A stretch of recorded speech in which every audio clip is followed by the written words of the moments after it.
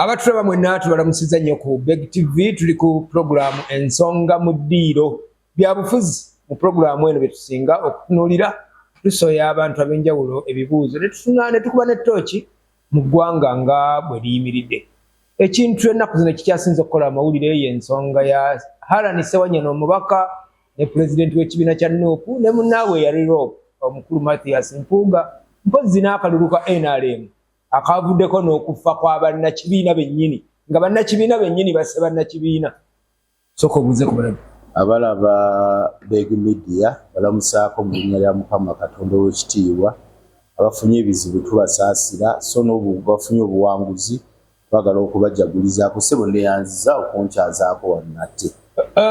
Ensonga gye tugenda otunuulira gwe ng'omutunuulizi w'ebyobufuzi ate munnabyabufuzi ate omukulembeze. Okwerumaaluma okuli mu booludda oluvuganya kutegeeza ki? Omuntu yamala mu kkomera emyaka 3 avudde mu kkomera kati wayise kumpi omwaka mulamba ne munne yafa olwaleero n'agamba nti gundi ye yansibya. Ekisooka Mwami Museveni oyo ebigambo byenze mbiwanya amakulu bw'avaayo n'ayogera ekigambo aba abitegeeza. Ku nfunda 2 namulaba lumu ng'ali ettoore n'agamba abannuupu bantu bange mubandekere. Nga bwe yayogera ku FDC, nga bwe yayogera ku DP. Mwami Museveni n'atugamba nti ba 2021 wajja kuba tewali opposition. Uganda temugenda kubeera opposition. Ndabika ngenze ntandika okutegeera ebigambo byategeeza. Wakakati ekyamazima tewakyali bannabyabufuzi baluubirira kutereeza ggwanga. Bannabyabufuzi be tulina olwaleero baafuuka bamiiru kaadi. Be tulina olwaleero nti abantu banoonya kukiryamu. Ndowooza wawulira ekibiina ekisinga obunene mu opposition. Omukulembeze waakyo yavaayo n'agamba nti bo banoonya ababaka 100. Kati balina 57 naye banoonya bameka 10 ku babaka 529 ng'akulaga nti bo ebyokukola gavumenti ebyokufuna obuyinza si bye bakola ki. Ye muntu y'omu era yali mu Eastern eyo n'agamba nti luli twali tulwana tutandikidde waggulu ku luno twagala tutandikire wansi. Kiba kitegeeza ki nti waggulu tulekeyo nti tulina abantu abaava ku omulamwa gw'okuvuganya oba ogw'okutwala obuyinza effugabbi mu ggwanga lino oba okutwala obuyinza tutereezi be tulowooza nti bikyami ne Mwami Museveni. Abantu bye tebakyabiriko ti abantu olwaleero Mwami Museveni alina sitaani bwe yaleeta mu politics. Ye sitaani w'okuwa ebibiina ssente olw'ababaka ba paalamenti be kati gye tugenda ne bagambye buli mubaka agenze ku bukadde 2. Ebibiina by'obufuzi buli kimu tageti yaakyo tekyali okuvuganya Mwami Museveni oba kulwana kuleeta nfuga egoberera amateeka mu ggwanga. Abantu balwana kufunayo obubaka bwa paalamenti oli abala omubaka wa paalamenti kati ali milioni 10 tibwenfunayo buli mwaka tibwenfunayo ababaka bange 10 mbeera ne biliyoni 10 tutematema tutya nti ezo nfunako foreign trips nkola bwenti awo wetwakola ki wetwadda omulamu omunene twaguvaako kompulitire. Mwami Museveni twamuleka afuge amale atumale mutabani waatukwate era ebigenda mu maaso olabira ddala politics agenda mu maaso olwaleero wakolera muhoozi kkubo wabula si wakuteekawo mbeera egoba dinasite ya Mwami Museveni mu bukulembeze. Abantu bali mu kuteera waani ku ebyobufuzi byonna. Nawuliriza ebigambo bya Honorable Kyagulanyi ne Honorable Ssewanyana kyamazima bimalamu amaanyi. Bw'obanga ddala oyagala eggwanga lino. Ate era n'empuliriza n'ebya Mwami Mpuuga. Nzize nkola interviews ndowooza ngenda ntandika okubeera exonerated. Ffe bantu ndowooza abasooka kubuulira abantu nti opposition obukulembeze bwerina olwaleero bwa kibogwe tebusaanye era kitandise okukola ki waligwe ne Mukulu Kateregga ne mugamba twabadde n'abakulembeze abakulembera ebibiina twatandika nedda twatandika nga bamwami Kateregga babitya okubyogerako.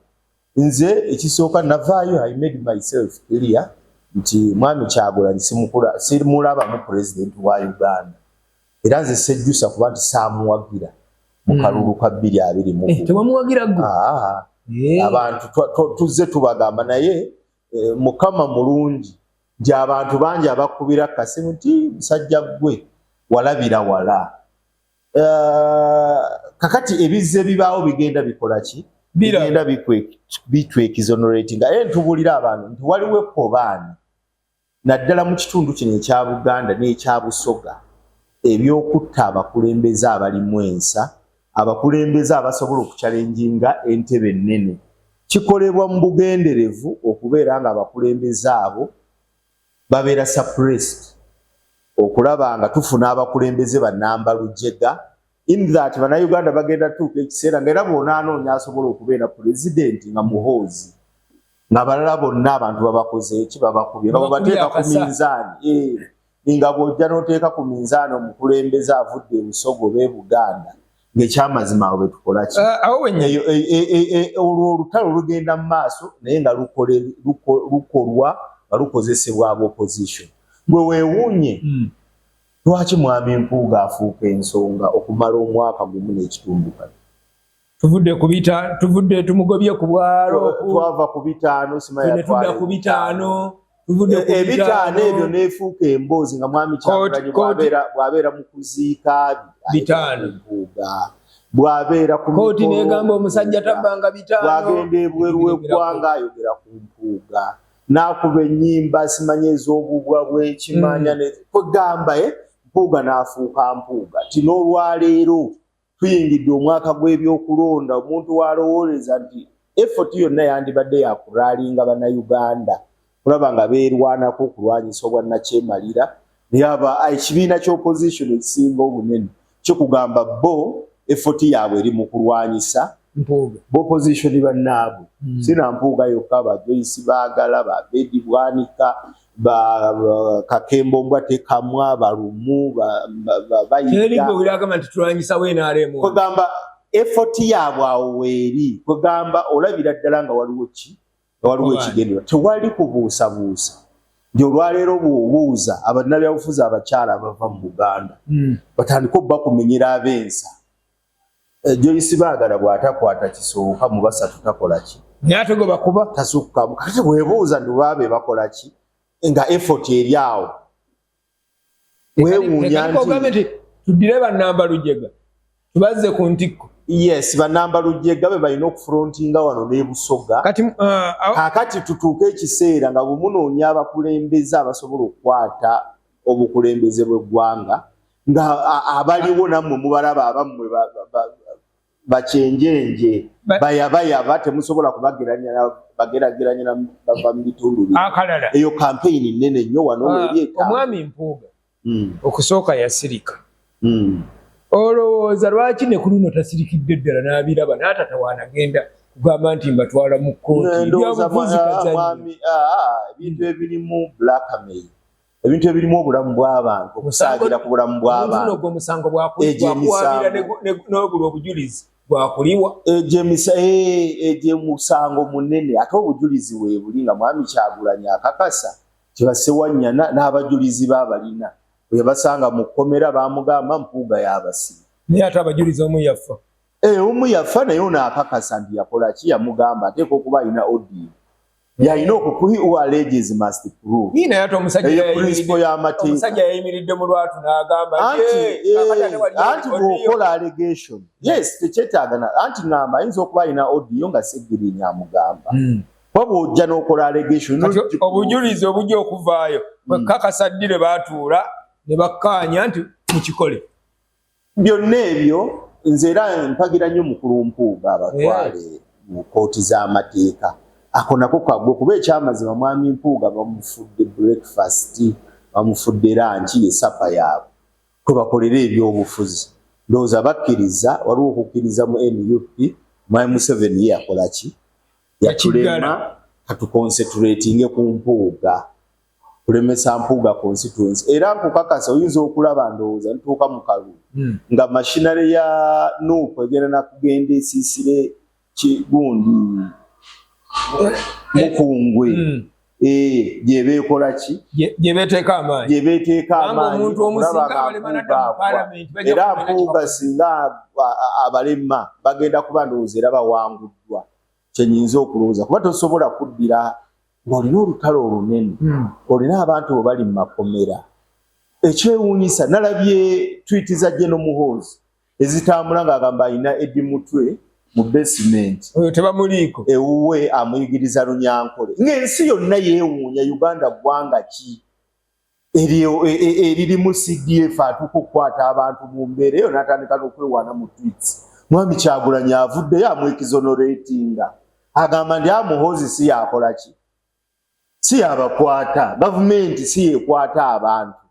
abasiba Mpuuga Mpuuga yenanyini makomera Mpuuga akulira poliisi Mpuuga yakulira eso Mpuuga yakulira ebitongole ebiramuzi oyo mu mutwalo anti kyekugambe ni Mpuuga kati yayina machinery ya state yagikutte yagifuga okusinzira ku Mwami Kyagulanyi Mpuuga mugiyita deep state okusinzira ku Mwami Kyagulanyi Mpuuga ye prosecutor Mpuuga ye IGG Mpuuga ye poliisi waliyo ne musiraamu munno byonna waliyo ne musiraamu munno naye byayogera naye bwayogera oyinza okulowooza nti eggulu liyinza ogwa Muwanga Kivumbi bategeerekeka nti Muwanga Kivumbi beeteeka mu mbeera ngiyite ki emitwe gyabwe baasalawo okugitunda kuba omukulembeze buli wootunda omutwe gwo ofuuka ba Muwanga Kivumbi kibuduudu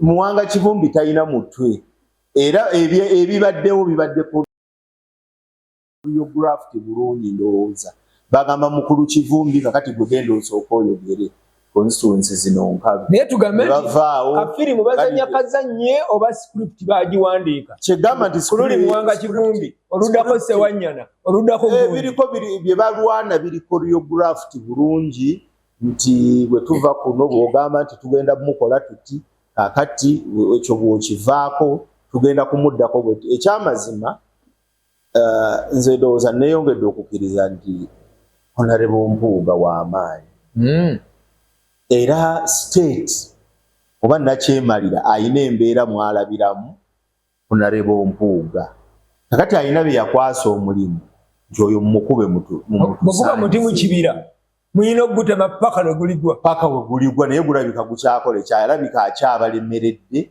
kakati batandise desperate attempts wakati ebibakola olabira ddala Mwami Kyagulanyi ali mu desperate naye kyetusaba Mwami Kyagulanyi nti Buganda lwazi okudda ku baana ba Buganda baba bakwasa omulimu ogusaanyaawo abaana ba Buganda kuba ekyo waliwo ababalemerera mu kugaba kaadi luli waliwo abantu ab'ensa boolabira ddala be baazimma ku luli ne baleeta abatalina bitabo ne baleeta simanya ababba obusimu ne baleeta ab'enjawulo naye nga waliwo bwe bamala okuyitamu ne batandika ate era okufuna abamu be bakozesa bafulumye bannaabwe nga beeyambisa bannaabwe ate abalala oba owulira mukyala Nambooze bayirawo kambagambe kino nange classifying eyo information eno mukyala Nambooze abamulaba olwaliro byayogera ne bamwewuunya Honorable Mpuuga ndowooza be batamumanyi omugenzi Hussein Kyanjo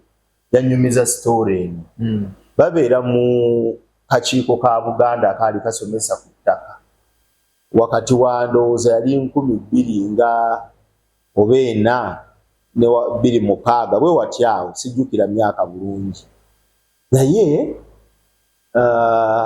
Mwami Kyanjo bafuna enkwatagana ne mukyala Nambooze ne beesuubiza nti ogenda kujja mu constituency yange mpagireko mobilizingireko nange naawe ojja kujja mu yange era tasiki yaweebwa Honorable Kyanjo nti nina abasiraamu mu constituency yange benjagala bw'oyogera n'abasiraamu basobola okuwuliriza ne Mwami Kyanjo n'amugamba nti nange singa ojjako ewange mu constituency nina muzinsambya namu ebigo mu constituency namuzi Sambya ninamuzi Munyonyo Matazi Shrine bichi ojja nonjogerako n'abantu abo olwa obukatuliki bwo bajja kuwulira basobola okuwulira ne bakkaanya Mwami Kyanjo n'akola paati ye n'agenda Mukono n'asinkana bakkaadi ba imaamu ab'enjawulo n'abamu bakyali ne mukyala Nambooze mpaka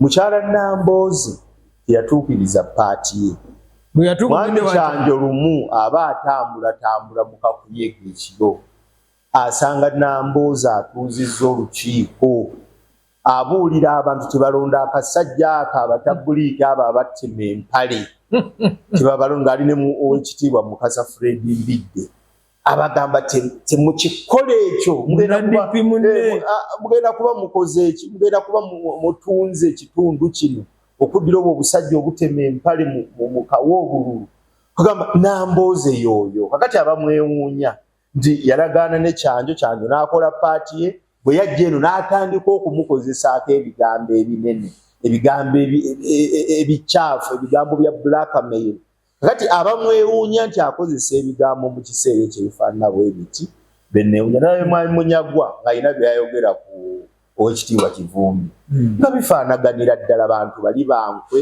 bantu abatalina we bayimiridde naye ekyamazima bannayuganda ndowooza ffe tulina okwekolamu omulimu bannayuganda abalowooza nti enfuga egenda mu maaso tuli bamativu nayo ffe abatalina bifo bye twagala kwesimbamu abaagala eggwanga eddungi tulina omulimu gwe tuteekeddwa okwekolamu in fact nze nkonsidaringa okuwandiikira Mwami Byabakama n'okutandika okumobilizinga bannansi abakkiriza mbe tukkiririzaamu kuba olwayiro ebigenda mu maaso ya Mwami Museveni ne ba agenti be kuba Mwami Museveni yakutte ekintu ayina beejenti bano abantu abajja okulegitimizinga regime abeesimbawo ne basaba obufo n'abawaayo obusente ne bazimba apartment n'ebirala kakati abo fokasi y'eggwanga tebakyagiriko buli omu atunula tuyita bandya nabo nsigala ndya ntya nsigala nsharinga ntya omugaati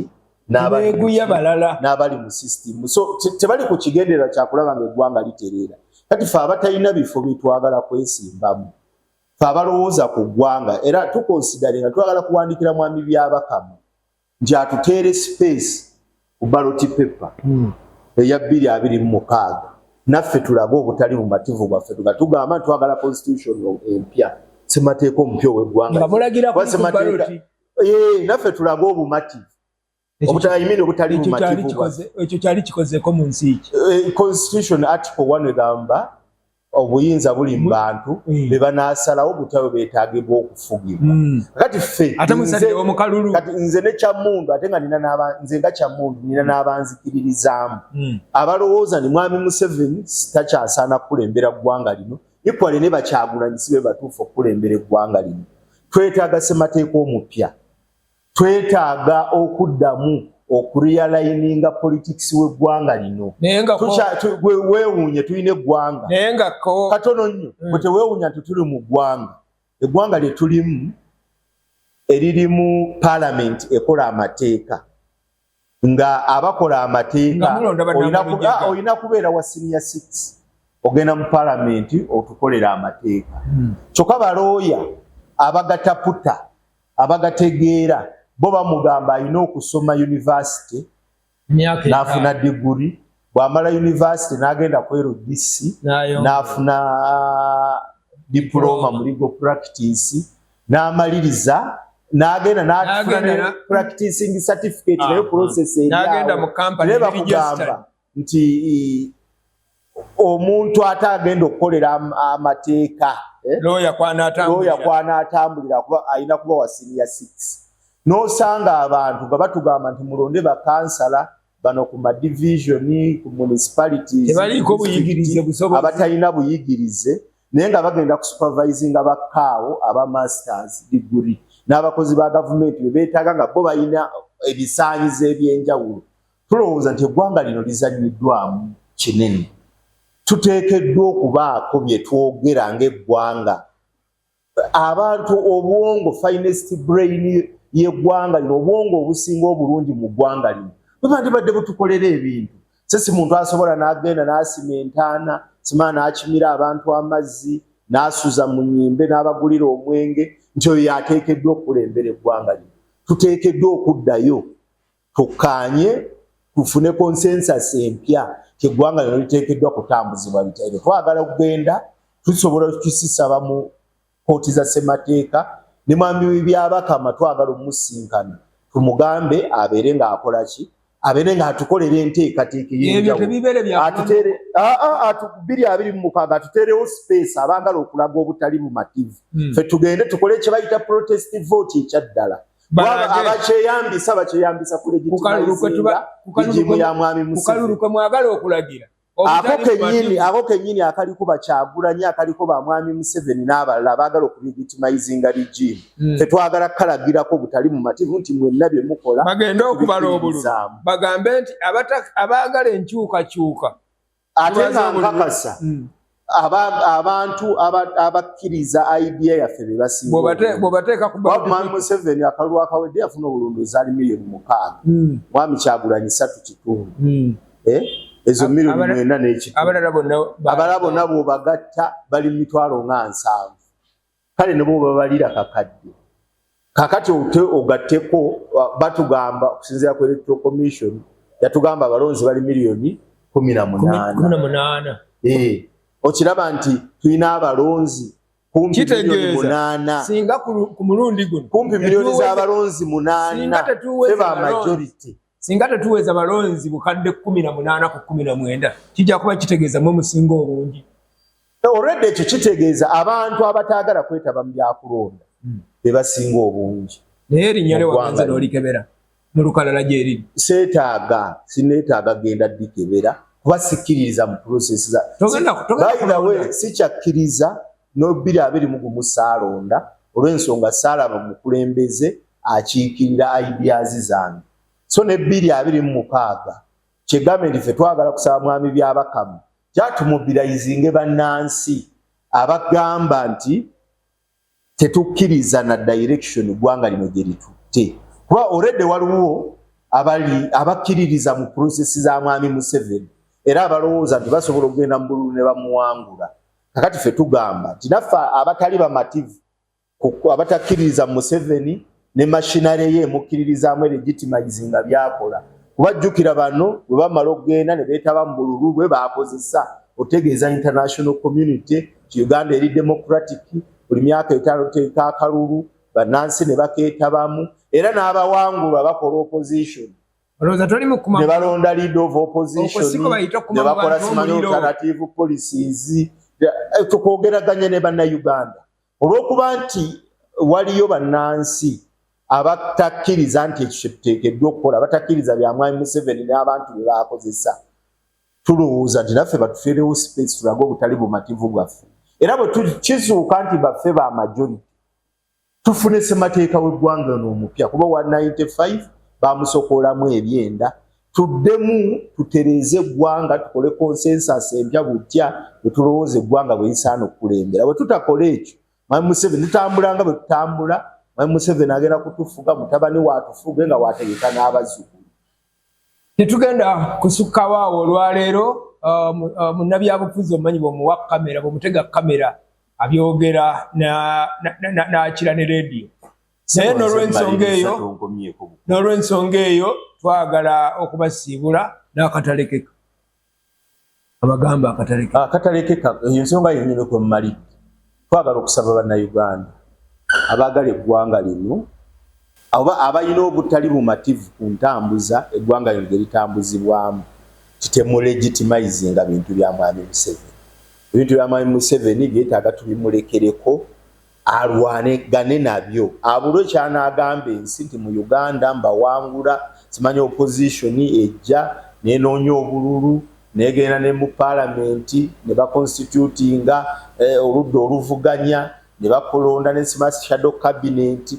ebintu by'okulaga ni mwami Museveni ali so democratic tubikoye ffe tusaidia ffe tugambe enough is enough twagala okusaba bannayuganda abatukkiririzaamu okubeera nga naffe tugatta eddoboozi eryawamu tubeere nga tununula eggwanga lyaffe ewaaba y'abakama mugenda ddi tujja kugenda ojja kutuwulira oli munnamawulire tugenda kubategeeza.